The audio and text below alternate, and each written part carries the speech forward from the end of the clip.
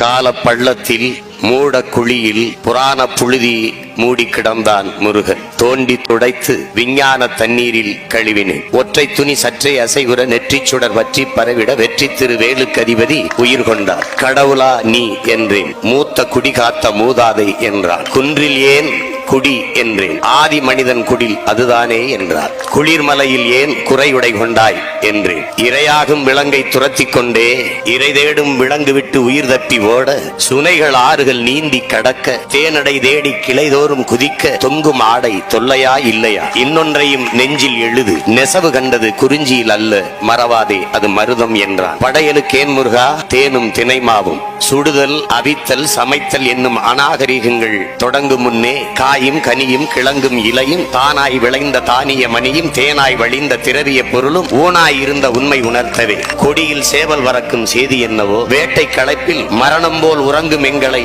அதிகாலையில் எழுப்பும் முதல் பறவை அதுதானே என்றார். கல்லாயுதம் தோற்ற விடத்து வேலாயுதம் கண்ட முதல் மனிதன் நான் என்றார். வேலின் தொழில்கள் விளம்ப கேள்.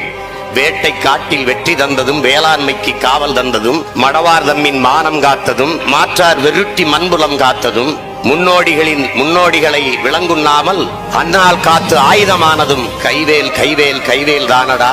கைவேல் இல்லையே நீ நான் ஏதடா. தாத்தா என்றேன் நான் பேரனே என்றான் முருகன். இருவர் தள்ளுவல் இறுக்கத்தில் நொறுங்கி சிதறி கிடந்தன நூற்றாண்டின் துகள்கள். கைவேல் கைவேல் கைவேல் தானடா. கைவேல் இல்லையே நீ நான் ஏதடா.